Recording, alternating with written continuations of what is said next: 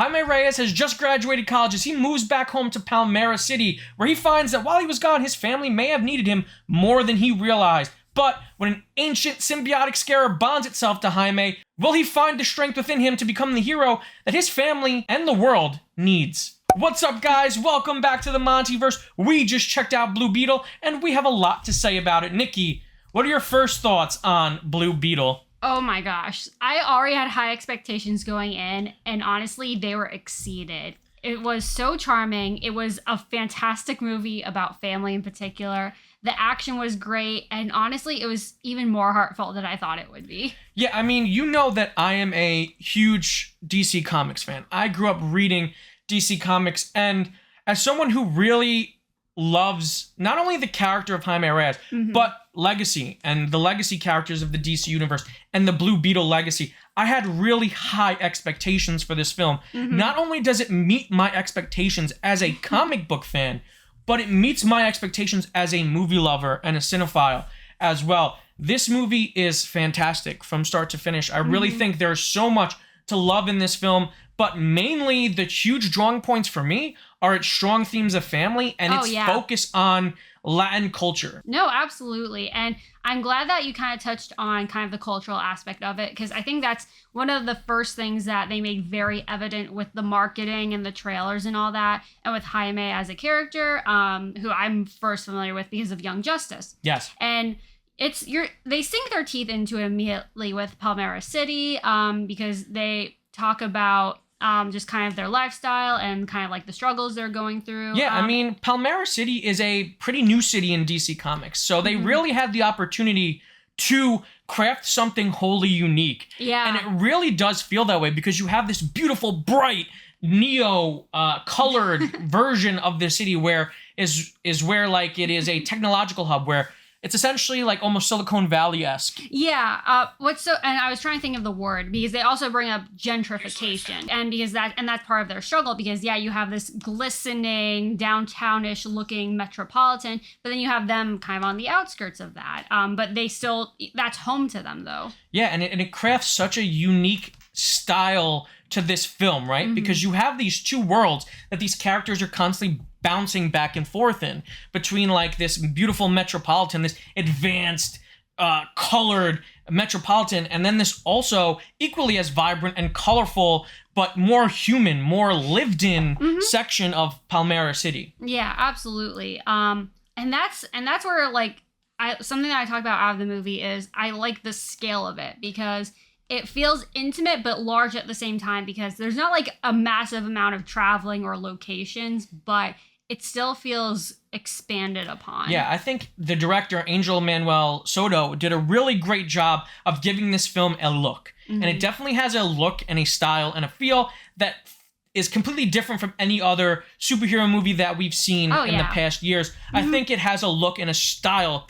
And I use the word style, and I really want to emphasize the word style because I think he brings a lot of style to this movie. To kind of transition to the other thing I love most about this movie, and that's family. So let's talk about the cast. I think Jolo Maridueña, when they got him to play Jaime, it was pitch perfect. I was a little worried because I do love him on Cobra Kai, and I think as Miguel on Cobra Kai, he has this really sweet and endearing charisma to him, and he's able to translate that so well into Jaime. Yeah. That because I was worried that they were just casting him because he was like the flavor of the week, even though I know that he's talented.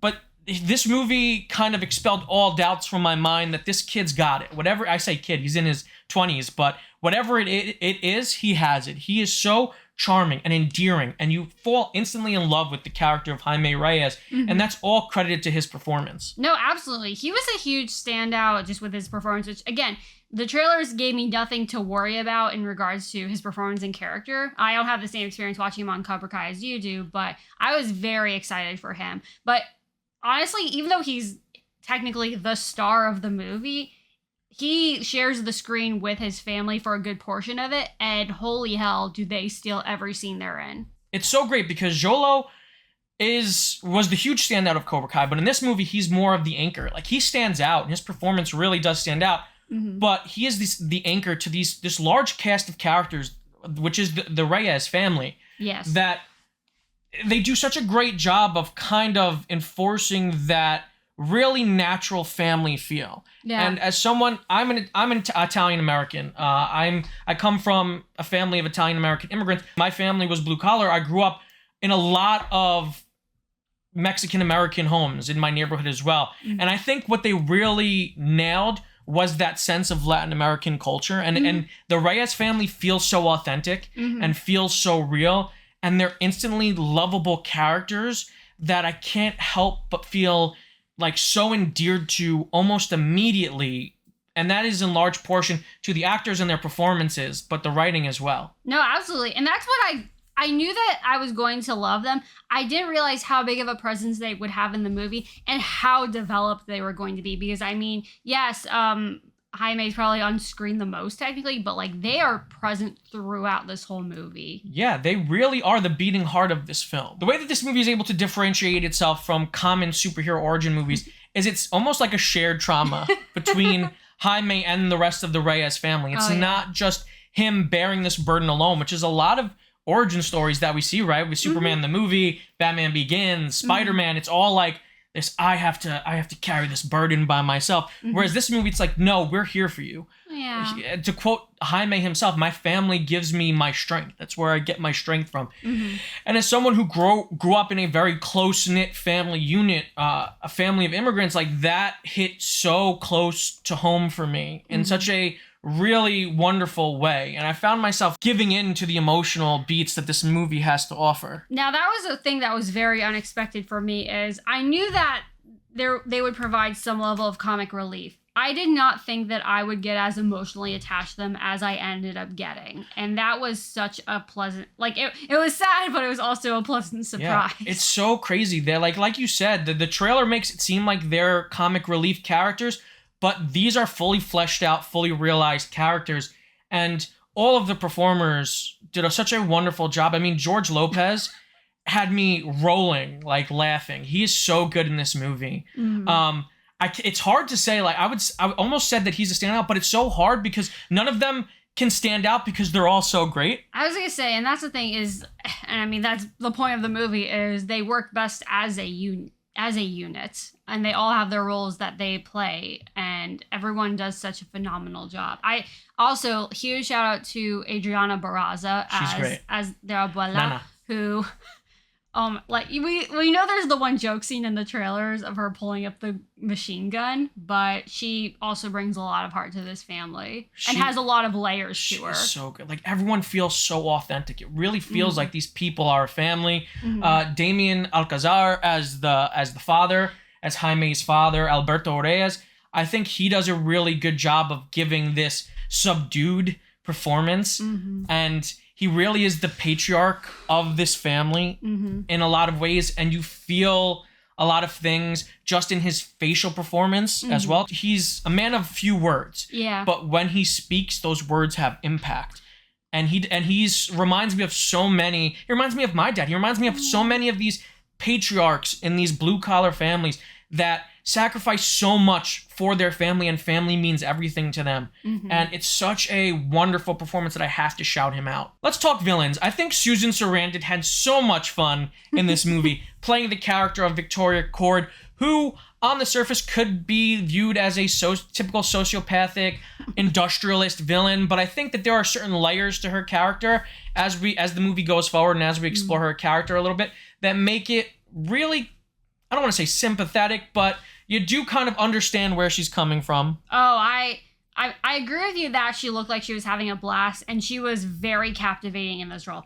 I don't know if I agree that she was as layered as you think. I actually think one of my minor gripes is, because I was thinking of like even other DCU villains like Ocean Master or Savannah. I think she's even less layered than them.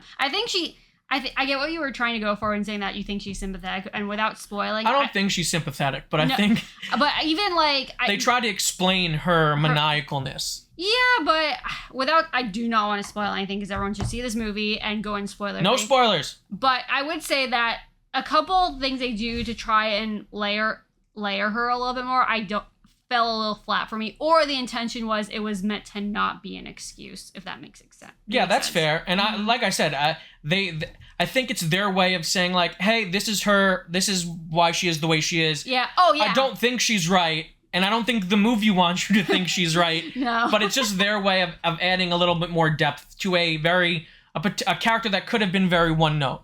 Yeah. But I do think and again, a lot of people may see her as one note, but I really just like the performance that she gave. Yes, I think for her role in the movie, she does a fantastic job, and I'm just excited they got her in general. I think she breathed a lot of life into what potentially could have been a very one note role. Mm-hmm. No, I understand what you're saying. I think Carapax was great. I just love how this movie was able to weave like decades and decades, like half a century or more of Blue Beetle lore into a film. This is such a love letter to not only the character of Jaime Reyes, but to the legacy of the character of Blue Beetle. Mm-hmm. We get references to Dan Garrett, to Ted Kord, and I can't even talk about all the fun little Easter eggs that are in this movie because I don't want to spoil it for you other DC comic fans out there. But let's just say there's a lot of TLC put into this movie in terms of cherry picking things from the legacy of the character Jaime Reyes and the Blue Beetles that came before him. And keep an eye out because there's a lot to see in this movie. No, absolutely. And actually, on that same note, because you talk about Blue Beetle legacy in particular and references and Easter eggs, and there's also like touches of the greater expanded universe, so to say. And I want to implore people, even with the changes in DC going on right now, please see this movie anyway. This movie's so good. Like, even if this theoretically is never brought up again, because they definitely make like some subtle references to the universe it exists in. It's so great. It stands apart so well, and everything you just said and the other references, it doesn't feel fan servicey. They balance it so well in acknowledging it, but it has so little bearing on the overall story. Yeah, I would say DC fans, it's time to put your money where your mouth is. You wanted good DC movies. This is a good DC movie. Oh my God. This is a fun, really enjoyable time at the theaters. So let's go. Let's watch this movie. Let's get this movie to be successful. I literally said coming out of the theater that, why did we not get this sooner? This is so good. This is everything they should have been doing. This honors the character, the tone of the character, the feel, the look, everything. The suit is so good. The practical suit is fantastic. There are times in this movie where there is no CGI on the suit at all. It is all practical. And that thing looks fantastic. I was going to say, and when they have CGI, and I know that was a big Flash complaint, this looks spectacular. The CGI is so good. The final battle is so good. It's crazy how good this movie looks. Mm-hmm. And so we need to go see it. Like, this is a film that deserves to have people watch it. And the fact that, you know, our screening wasn't that packed, and there's not a lot of hype behind this movie, and the actors aren't able to promote this film due to the strike. We need to go out and we need to see this film because it's very good. Absolutely.